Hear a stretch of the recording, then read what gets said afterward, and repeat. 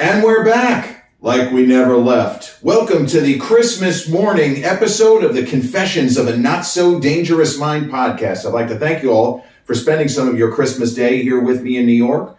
Once again, we're going to skip past all that promotional jazz and get right to the guts of the episode. So we're going to go back to movies today and another memory-themed episode. But it became a bit of a tradition when I was in my middle 20s that I would end up going to the movies on Christmas Day. It happened 3 years in a row, 1997, 1998, and 1999. And actually in 1999, we went to the movies back-to-back days, but only one of those days was actually Christmas. We also went the day after Christmas, or actually it may have been on my birthday on the 29th. But they're all core memories, and I have specific recall of being in the theater. Which theater was I in? Where was I? In the immortal words of Leslie Nielsen, and where the hell was I? But it was significant enough, and the movies, if you want to say they were memorable enough, that too. But also, seeing one of them with my mom and my sister, and the other two with my dad and my sister. So on Christmas Day, 1997, I still was 23 years old. Jeez. But my mom and her guy and I went to see Titanic at it's now Equinox Gym for those Long Islanders. It's the Equinox Gym right where it's in the industrial park where Cablevision is, just off of Route 135, more or less where Route 135 ends, in the Woodbury-Syosset area. It was a movie theater. It used to be called the UA Cinema 150, and then it was just called the Syosset. Little did we know that in about 3 years, that theater would be no longer. The last movie ever screened there was M. Night Shyamalan's Unbreakable in 2000.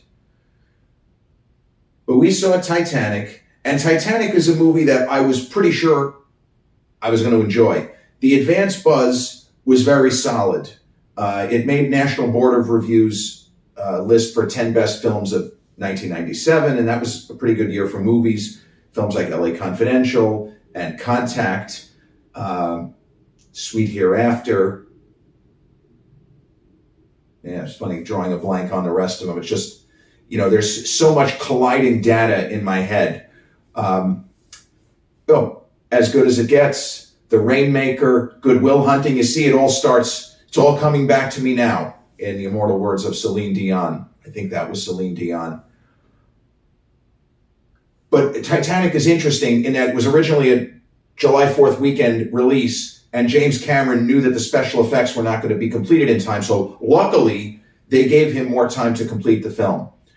And not only the National Board of Review, the film opened in Japan. And I remember there was a picture of Leonardo DiCaprio at one of the premieres in Japan. Strange that it premiered in Japan before here. But the buzz was very, very solid.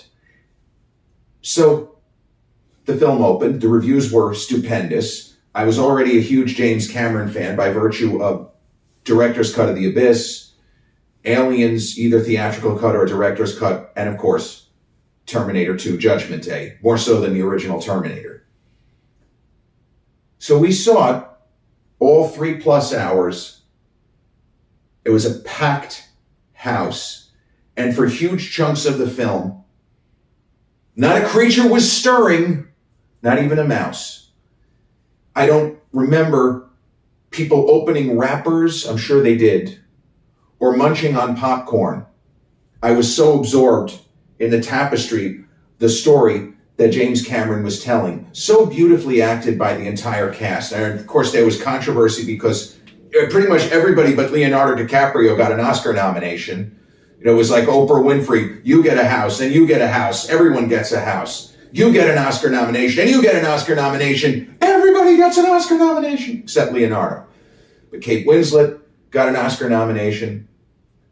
And I think it got 14 Academy Award nominations. There were even a couple of categories where you said, this is a bit of a stretch, isn't it? And to be fair, there were people clamoring, where was Victor Garber's Best Supporting Actor nomination? That didn't happen. But Victor Garber, who had been a star in Canada on the theater and musical theater as well, worked with Martin Short, Eugene Levy back in the day. He was able to springboard from his work in Titanic, and he got Alias with Jennifer Garner. So even though he didn't get the Oscar nomination that many people thought that he should have gotten, it helped his career immeasurably. And he's so good as the shipbuilder, Andrews, in the film. Just amazing.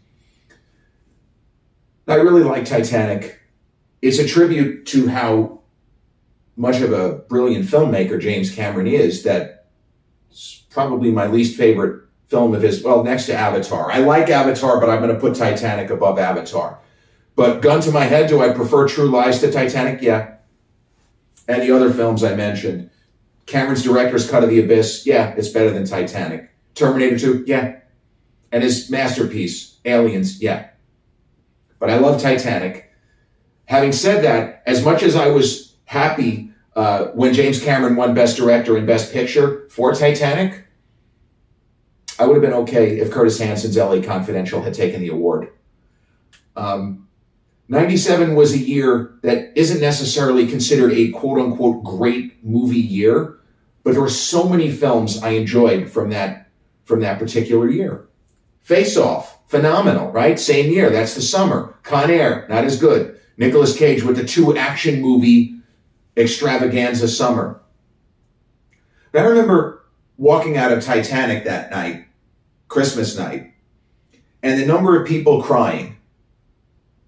I didn't realize that the film, figured it was going to be a hit, but it was going to have to be more than just a hit because production costs were way beyond. And again, there were people in Hollywood who were hoping that James Cameron was going to fail because I guess he's the sort of personality, even back then, maybe he rubbed certain people in the business the wrong way. But all the money was spent on the movie. He didn't frivolously waste any money. This was not even Heaven's Gate, which had a ridiculous amount of what appeared to be just wasteful spending that didn't need to be done. But for the purpose of trying to be true to history as much as possible, building a 1/3 scale model of the actual ship, using a lot of the same companies that built the original ship, various forms. Let's see if we can find, from a historical perspective, the actual cups that they would have used. All that stuff is great. To some people, that would be wasteful spending. There's a great phrase, right? Hear it all the time. Wasteful spending. He's trying to make the best movie he can. He's going for, in Richard Donner's immortal words, verisimilitude. And James Cameron achieved it.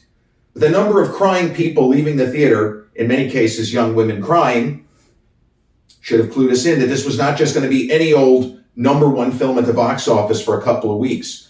Titanic, which I saw once more in theaters, was #1 at the box office for, I want to say, almost 4 months, or was it 3 months? The movie that unseated it is not really that great of a movie. Lost in Space, the film adaptation, good cast. Lacey Chabert, who had been on Party of Five, I think she was on Party of Five, William Hurt, and Tom Cruise's first wife, Mimi Rogers. The movie's just okay. Gary Oldman also, almost forgot. Gary Oldman was in that era where he was just playing one villain after another.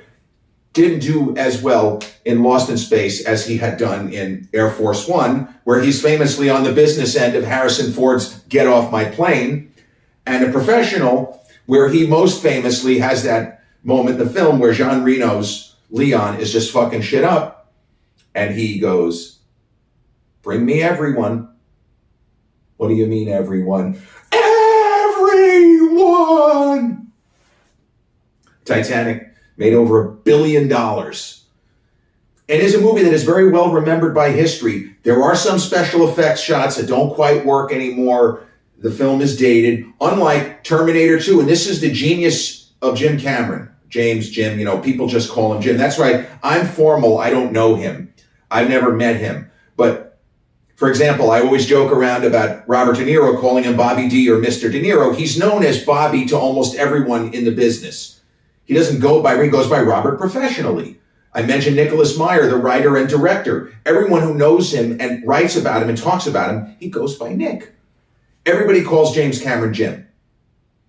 Arnold Schwarzenegger, after the 30th take during True Lies of a scene where they just kept running it over and over and over and over.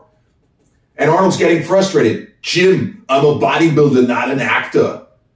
Well, you're working for me. Today you're an actor. Let's run it again. But Titanic, as I say, is a terrific movie and a great movie memory to see a film like that on Christmas Day in a packed crowd, a packed house. There's something to be said for that. We talk about Christmas, community, the spirit of the holiday. It was a communal experience. Watching that all-timer, Kate Winslet emoting, and Leo doing his thing, freezing to death on that wooden board that they're still arguing about. Well, maybe there was a way for him to not die. Spoiler alert. Sorry. But if you're this far into this episode, you've already seen the movie Titanic. I'm pretty confident of that. The next year wasn't as obvious as far as what movie we were going to see. We ended up seeing a bit of a sleeper and a film that I think is a little bit underrated by history, although if you go on Rotten Tomatoes, the score is stupendous. Sam Raimi's A Simple Plan, a movie that has significant parallels to the Coen brothers' Fargo, as far as the frozen, wintry setting and a thriller plot which is ridiculous. Well, that should never happen, but it does. And in the world of Fargo, they sell it. And in the world of A Simple Plan, the actors are all so good. It's magic. A Simple Plan is one of those thrillers, suspense films, bit mystery elements. The average film fan under 30 hasn't seen it. And if they do, they will be blown away.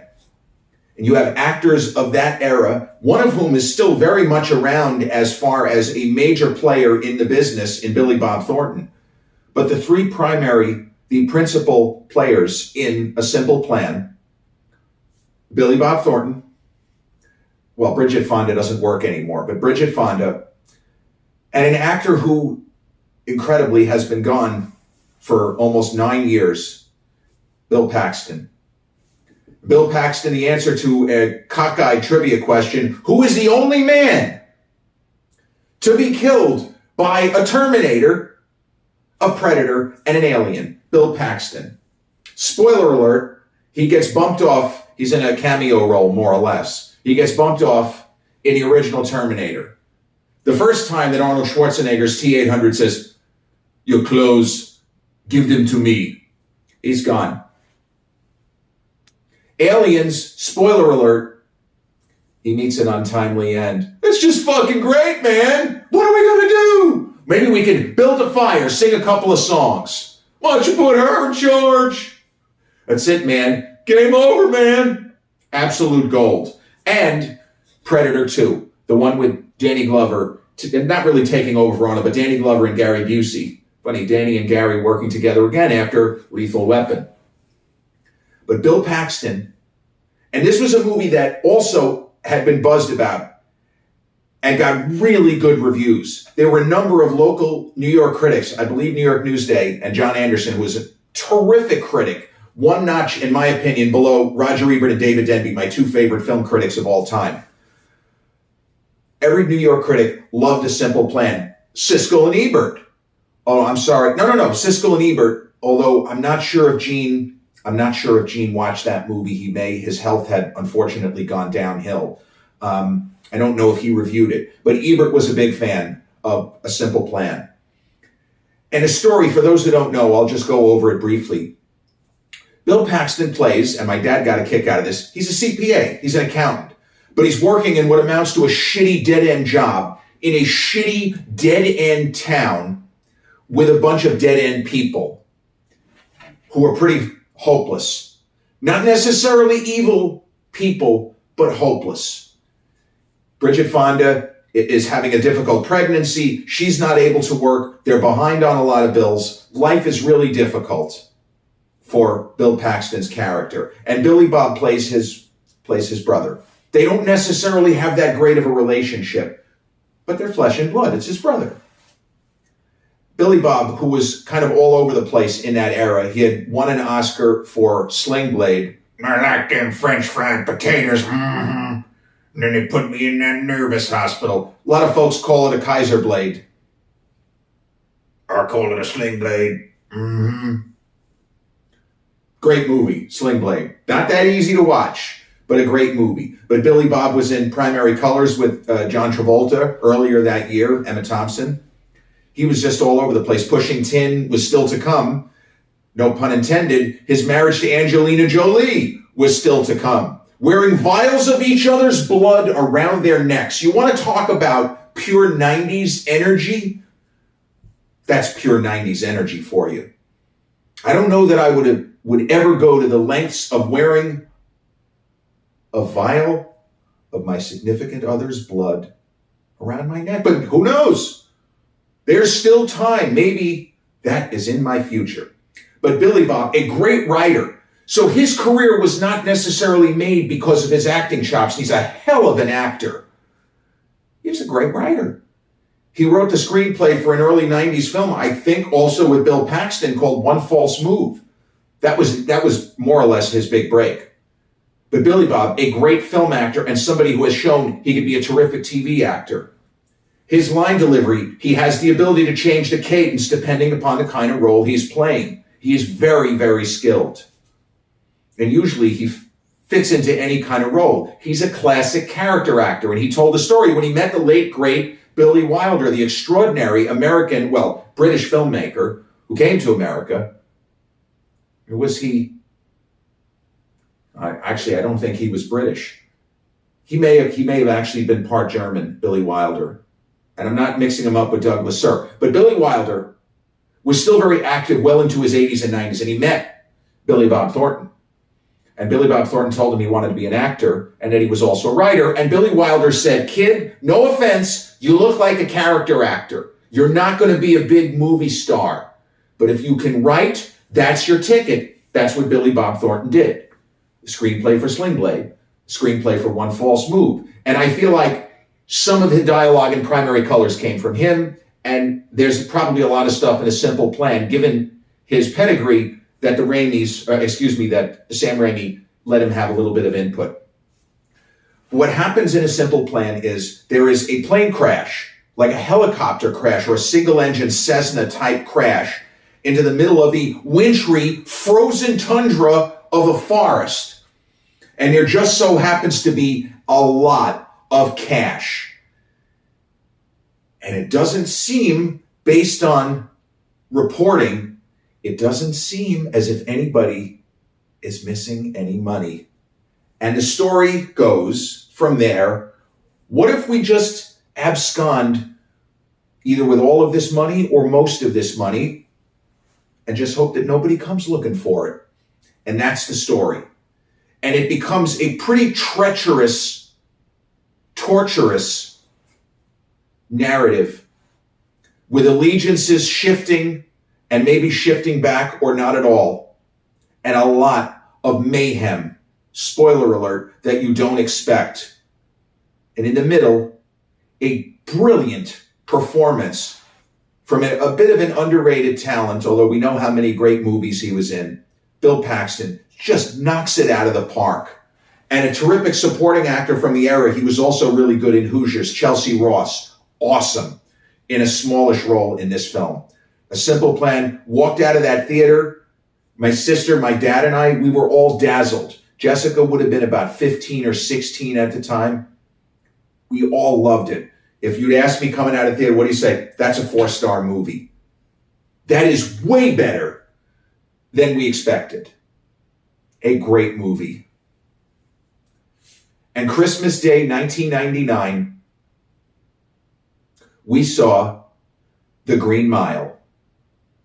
The Frank Darabont, another Frank Darabont adaptation of Stephen King. Of course, he had done Shawshank Redemption.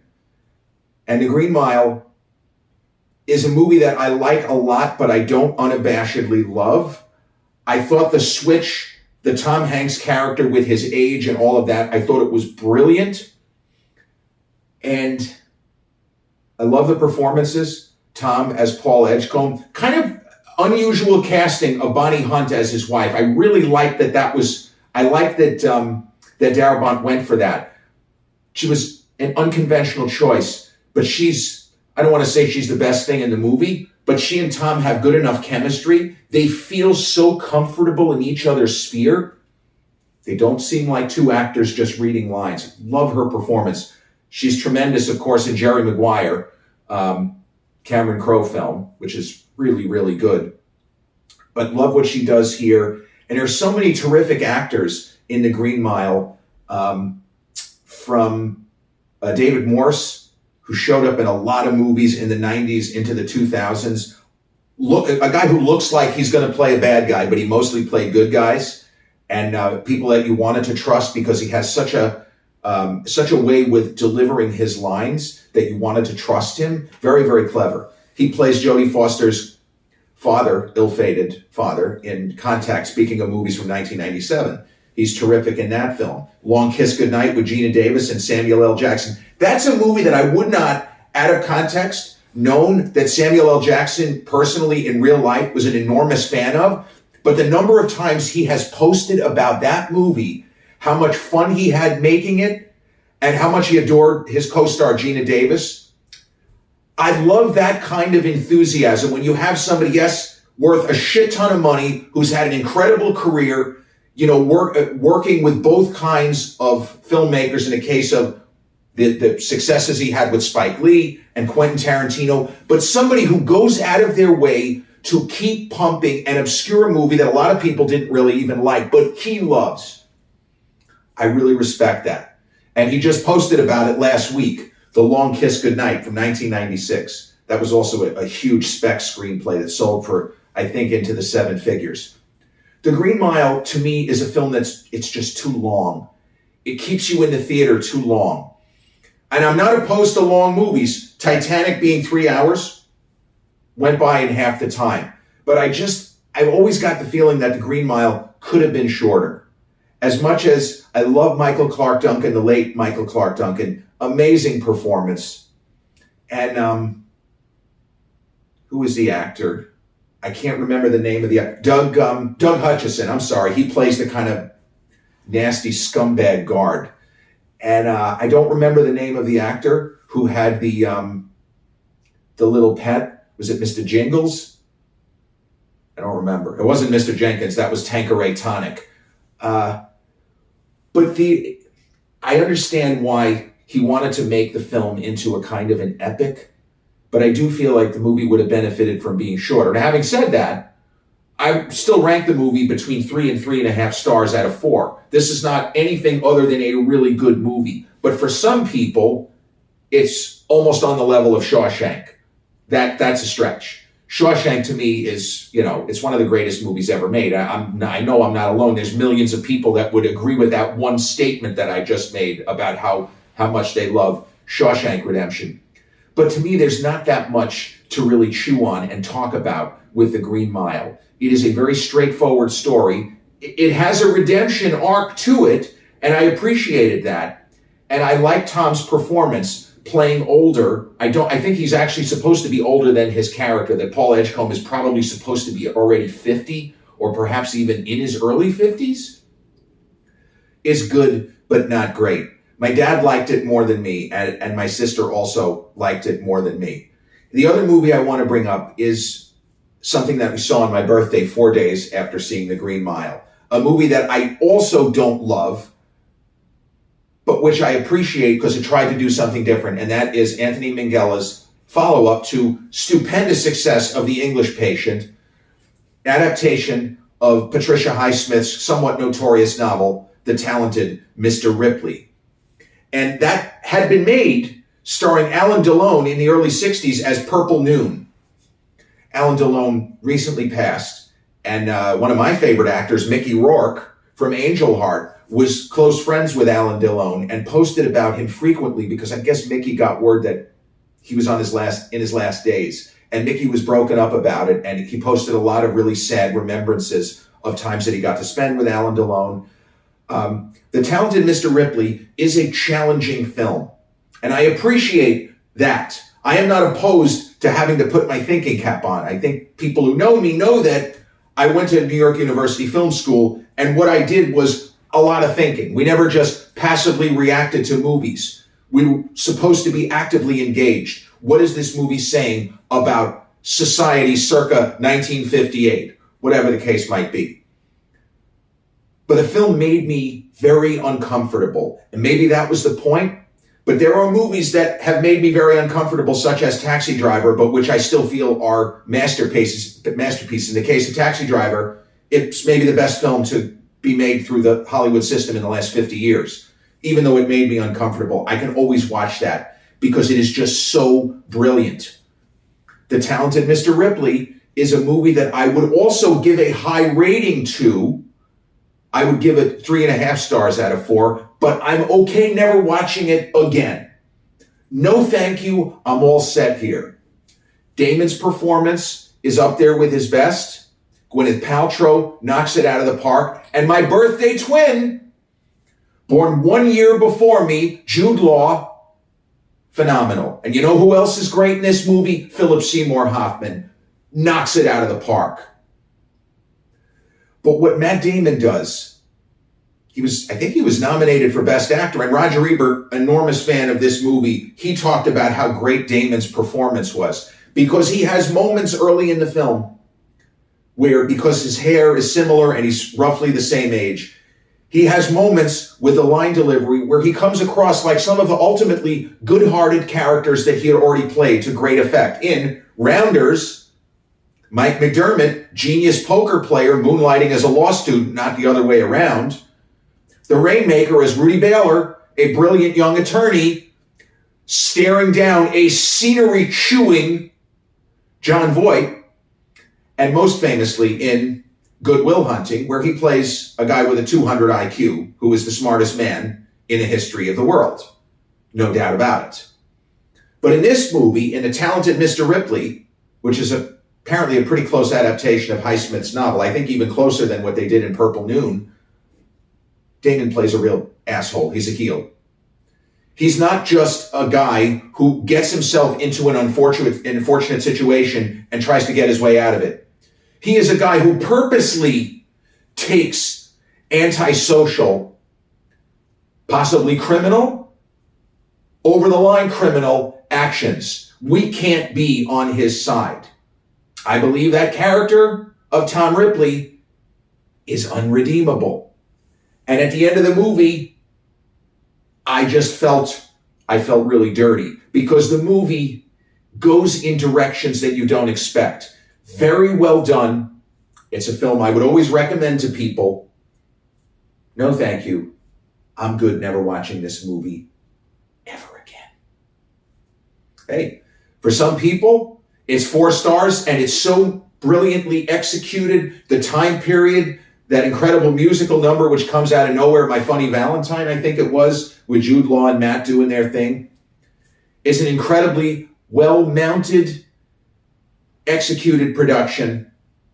But I'm okay. I'm good.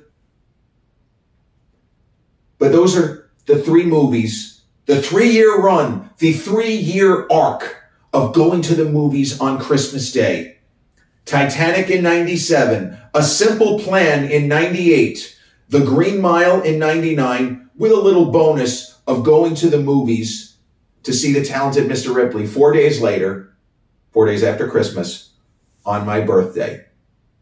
Told you we were going to get back to movies. This has been episode 391 of the Confessions of a Not So Dangerous Mind podcast. I'd like to thank you all for spending another memory episode with me on Christmas Day, no less, here in New York. If you check out this episode on the YouTube channel, haven't done so already, please click like, subscribe, comment, share, turn on those notifications. Or if you catch this episode on the audio platforms such as Podbean, Spotify, iTunes, or the others in which we're hosted, same general rule applies. Click like, subscribe, share, and turn on those notifications. I'll be back with a new episode real soon. Till then, peace.